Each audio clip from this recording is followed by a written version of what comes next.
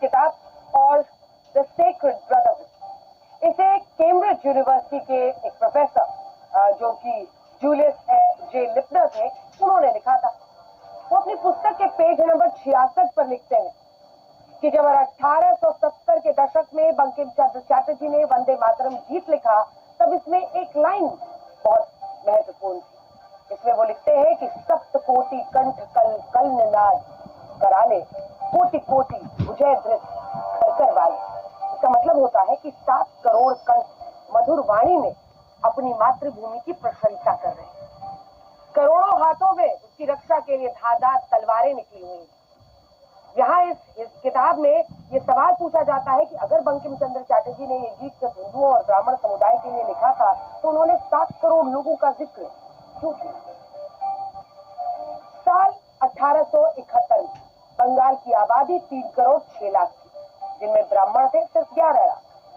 अगर बंकिम चंद्र चटर्जी ये गीत सिर्फ हिंदुओं ब्राह्मणों के लिए लिखते, तो वो कभी भी 7 करोड़ लोगों का उल्लेख नहीं करते। लेकिन उन्होंने ऐसा किया, और इसीलिए किया क्योंकि वो हिंदू और मुसलमानों दोनों के लिए भारत को उनकी मातृभूमि बता रहे हैं। इसी पुस्तक के पेज नंबर 75 पर लिखा है कि शुरुआत में वंदे मातरम को धर्म के चश्मे से नहीं देखा गया। साल 1883 में जब पाला नाम की पत्रिका में भारत माता की तस्वीर प्रकाशित हुई, तब इसकी प्रेरणा वंदे मातरम गीत से ही ली गई। इसके अलावा जब बंगाल के मध्यम वर्गीय समाज में वंदे मातरम को प्रेरणा स्रोत माना जा रहा था, तब उसी वक्त कांग्रेस ने भी इस गीत को अपनाया। साल 1896 में जब कांग्रेस पार्टी का कोलकाता अधिवेशन हुआ और इस अधिवेशन के अध्यक्ष एक मुस्लिम रघुनंदन सान्याल थे, तब स्वयं रविंद्रनाथ टैगोर ने वंदे मातरम गाकर इस अधिवेशन को चर्चा में ला दिया था। सोचिए, अगर वंदे मातरम मुस्लिम विरोधी होता, तो क्या कांग्रेस इसे एक ऐसे अधिवेशन में शामिल करती जिसकी अध्यक्षता ही एक मुस्लिम नेता कर रहे थे? इस पुस्तक में यह भी लिखा है कि वंदे मातरम को पहली बार धार्मिक रूप तब मिला जब साल 1905 में अंग्रेजों ने हिंदू और मुसलमानों के बीच फूट डालने की अपनी तरफ से पूरी कोशिश की, साजिश रचनी शुरू की, संयुक्त बंगाल को विभाजित करने का फैसला किया। उस विभाजन में जब हिंदू पक्ष ने वंदे मातरम को अपने संघर्ष का हिस्सा बनाया, तो मुसलमान इसे खुद से अलग करके देखने लगे। हालांकि उस वक्त भी सारे मुसलमानों में ऐसी भावना नहीं आई थी। धीरे धीरे हुआ क्या, 7 अगस्त 1905 को हजारों छात्रों और लोगों ने ब्रिटिश हुकूमत के खिलाफ विरोध में कलकत्ता टाउन हॉल तक जुलूस निकाला और जुलूस निकालते हुए वंदे मातरम के नारे लगाए। और ये पहली बार था जब वंदे मातरम जैसे गीत का सार्वजनिक रूप से एकजुटता के लिए एक राजनीतिक नारे के रूप में प्रयोग हुआ। और इस पुस्तक में यह भी लिखा है कि यह नारा केवल हिंदुओं तक सीमित नहीं था। जितने भी समुदाय थे, सभी समुदायों के लोगों को इसमें शामिल होने दिया गया, उनको इसमें शामिल होने की सूचना मिली थी और मुस्लिम समुदाय के लोग भी इसमें शामिल हुए। जब ब्रिटिश हुकूमत का इस नारे पर ध्यान गया, तब 8 नवंबर 1905 को सोचिए, पूर्वी बंगाल के मुख्य सचिव पीसी लायन ने जो कमिश्नर्स है उनको एक परिपत्र जारी किया और कहा जिसमें वंदे मातरम गीत गाने और सार्वजनिक रूप से इसके उच्चारण पर प्रतिबंध लगा दिया गया। ये पहली बार है जब वंदे मातरम बोलने को अपराध बना दिया था। और इस प्रतिबंध ने वंदे मातरम नारे को और लोकप्रिय बना दिया। कहते हैं ना, जिसको रोकने की कोशिश होती है वो और भी जोर पकड़ता है। यहाँ तक की कहानी से ये पता चलता है कि भारत माता की वंदना के लिए लिखा गया वंदे मातरम गीत किसी धर्म को समर्पित नहीं था और ना ही मुसलमान इसके खिलाफ थे। लेकिन साल 1906 में एक ऐसी घटना हुई जिसने वंदे मातरम को लेकर मुसलमानों के बीच नफरत पैदा की। 1906 में लाल इश्तिहार नाम से एक मुस्लिम पुस्तिका प्रकाशित हुई, जिसमें यह बता दिया गया कि मुसलमानों को वंदे मातरम का नारा नहीं लगाना चाहिए, क्योंकि इस्लाम धर्म सिर्फ अल्लाह की इबादत करने के लिए कहता है, जबकि वंदे मातरम ने देश को मातृभूमि मानते हुए उसकी वंदना करने का आह्वान किया गया। बड़ी बात यह है कि इस मुस्लिम पुस्तिका के प्रकाशित होने के बाद जब बंगाल में हिंदू और मुसलमानों के दंगे हुए, तब यही वंदे मातरम दोनों धर्मों के बीच टकराव का कारण बन गया। ये विरोध 1920 के दशक में और बढ़ा और कांग्रेस नेताओं पर भी ये दबाव आने लगा कि वंदे मातरम को इस्लाम विरोधी मानकर इसे खारिज कर दिया। और कांग्रेस के बड़े बड़े नेताओं पर यह दबाव साफ नजर आ रहा था।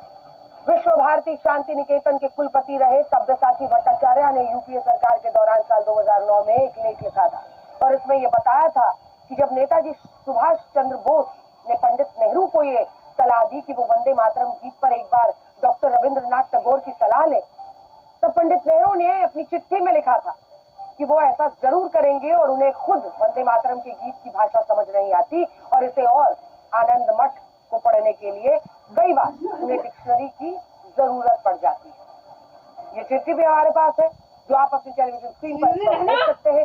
ये चिट्ठी हमने पंडित नेहरू के संकलित पत्रों से निकाली है और हम आपको अपना सोच भी बताते हुए चल रहे हैं।